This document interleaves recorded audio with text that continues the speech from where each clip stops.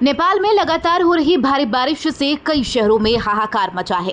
बाढ़ की चपेट में आने से अब तक 112 लोगों की मौत हो चुकी है। शुक्रवार से ही नेपाल के कई हिस्से बारिश से जलमग्न हैं। अधिकारियों की माने तो अब तक 79 लोग लापता हैं, जिनकी तलाश की जा रही है।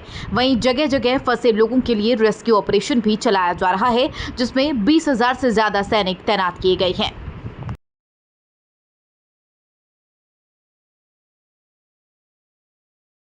उत्तर प्रदेश विधानसभा के 10 सीटों पर उपचुनाव में कांग्रेस और समाजवादी पार्टी की राहें जुदा हो सकती है।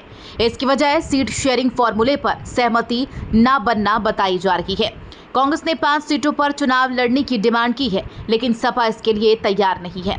दरअसल पार्टी का विस्तार यूपी से बाहर चाहने वाले अखिलेश यादव को उम्मीद थी कि हरियाणा में भी उनको 2 सीटें मिलेंगी, लेकिन ऐसा नहीं हुआ। ऐसे में यूपी उपचुनाव में कांग्रेस से आधी सीटें साझा करना सपा के लिए घाटे का सौदा माना जा रहा है। मुरादाबाद में बीजेपी नेता संगीत सोम ने एक विवादित बयान दिया। संगीत सोम ने अपने बयान देते हुए कहा कि अधिकारियों को जनता के जूते से पिटवाऊंगा।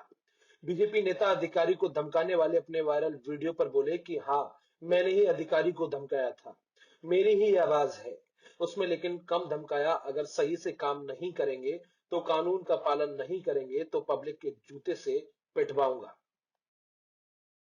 अभी एक वीडियो चल रहा था, बहुत से पत्रकार बंधु अभी मुझसे पीछे भी पूछ रहे थे, साहब आपने एक अधिकारी को धमकाया, आपका बड़ा वायरल हो रहा है वो वीडियो कि आपने एक अधिकारी को धमकाया। दूसरा नेता होता क्या कहता, नहीं नहीं मेरा वीडियो ही नहीं है, वो मेरी आवाज ही नहीं है।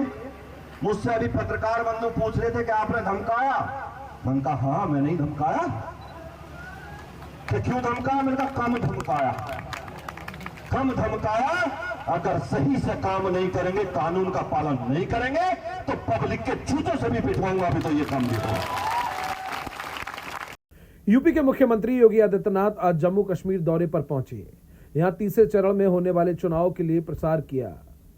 सीएम योगी ने जम्मू कश्मीर में 5 रैलियां संबोधित की हैं।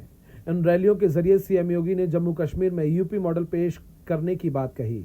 वहीं सीएम योगी ने अपने इस दौरे के दौरान जनसभा को संबोधित करते हुए कांग्रेस पर जमकर निशाना साधा। क्या कुछ कहा, सुना देते हैं आपको।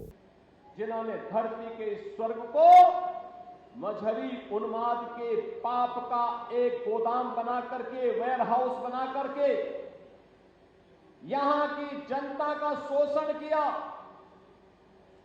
परिवारवाद को पनपाया, भ्रष्टाचार को पनपाया, अपने राजनीतिक स्वार्थ के लिए आतंकवाद को पनपाने का पाप किया था। ये लोग कौन थे? वह कोई और नहीं था, ये कांग्रेस, नेशनल कॉन्फ्रेंस और पीडीपी ही उस पाप के मुख्य जनक हैं। याद करिए जो बात ये लोग अयोध्या के बारे में कह रहे थे, यही बात इन्होंने जम्मू कश्मीर से, यानी जम्मू कश्मीर से धारा 370 के हटने के पहले भी कहा था। इन्होंने कहा था कि आर्टिकल 370 को अगर हटाएंगे तो खून की नदियां बहेंगी। बहनों और भाइयों, ठीक उल्टा हुआ। 370 और 35A को हटाने के साथ ही कश्मीर में विकास तेजी के साथ आगे बढ़ गया।